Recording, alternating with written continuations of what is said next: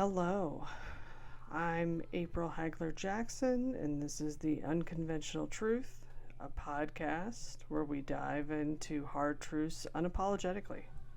We get into politics, history, and what it means to be a woman in America, and absolutely fed up with pretending. I'm here to tell you we all have skeletons in our closet. It's not the skeletons that define us, it's how we deal with them. Let me be real for a second. I'm a woman living with profound alopecia. My hair didn't just thin out, it fell out completely. And for a while I tried to hide it, tried to hold on to it, tried to mask it, tried to keep up with the idea of beauty and femininity and what we're told we're supposed to look like, fit into. But it's hard to hide something that's falling apart. Eventually I had to face it. The fact that this part of me, this flaw, was becoming part I couldn't ignore. And I wasn't just losing hair, I was losing the illusion of control. I had to choose, I had to stop hiding. And that's what this podcast is about. Shedding the fake layers, the curated truths, and saying, I'm here, and real as hell. I got into genealogy because I wanted to understand my roots, to connect the dots between who I am now and who came before me. But I didn't realize that when I started digging, it wasn't just uncovering names and dates. This is 20 years of work. I was uncovering the good, the bad, and the ugly. I mean, sure, we all have family members we're proud of. The ones who did the right thing, who lived with integrity, who lived with morality, who did what was right even in the face of oppression and hardship. My great-great-great-grand aunt, Elvira Kane Townsend, she was an abolitionist, well before her time. She's also the longest living Revolutionary War widow. She freed enslaved people that she had inherited from her father's plantation, and one became a sitting senator. This wasn't popular or even safe at the time. I'm very, very incredibly proud that she did what was right in the face of adversity. She was on the right side of history, and I'm honored to carry her story. I'm also looking forward to hopefully seeing her cabin, as it's still intact and not too far from where I live. But there are other parts of this story, the parts that we don't like to talk about, the ones that make you question, how could this be my family? The skeletons we discover aren't just about us. They're about the world that we created and those secrets in the first place, and it's a hard truth to swallow. Let's be real, some of us find out that our ancestors weren't heroes. They were the problem. They were part of the problem. They were enslavers, profited off of the pain of others, or stood by while history ran roughshod over people and did nothing about it. It's uncomfortable, but it's necessary to face, because if we keep pretending it didn't happen, it doesn't make it go away. I found out that some of the branches of my own family tree owned people.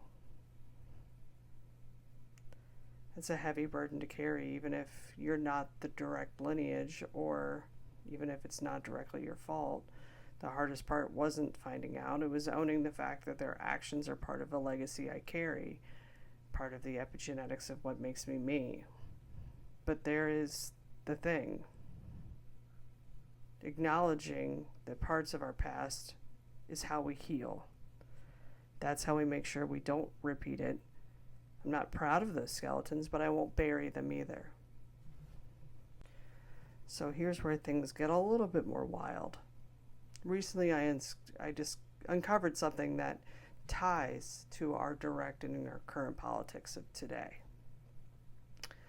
J.D. Vance, the Vice President of the United States, well, his family tree is a direct connection to the Surratt family. For those that don't know who the Surratt family is, the Surratt family was one of the co-conspirators that conspired with John Wilkes Booth to assassinate Abraham Lincoln. Mary Surratt was part of that plan, as her son John was. Mary was executed. John was able to flee to the Vatican. That's a key component of what makes J.D. Vance J.D. Vance.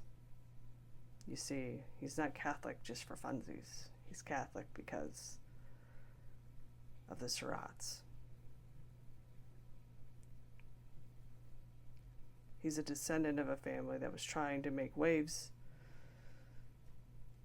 for all the wrong reasons. And let's let that sink in for a second. We're talking about a person whose lineage goes back to a level of traitor that we had only just begun to comprehend.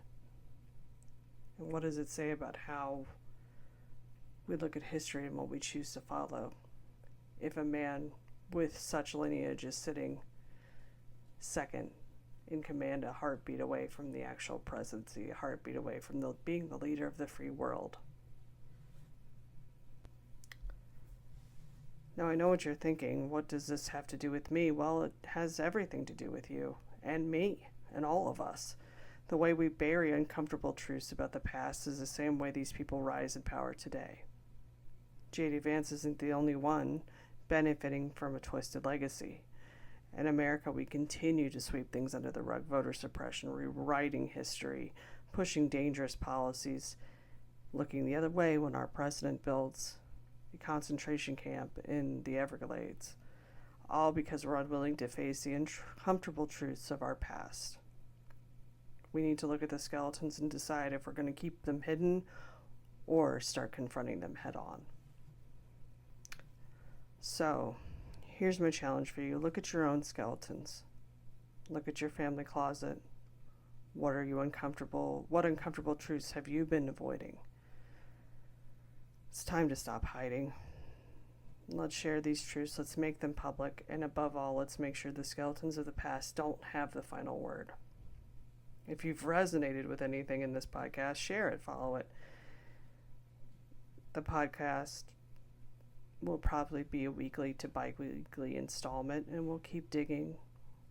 We're going to keep digging into the past of J.D. Vance. We're going to branch out into other genealogy. This is going to be an ongoing project. I have a whole junk drawer to go through if I need to. And the next time we meet up, we'll talk about what other things are in other people's closets and what needs to be drug out into the light.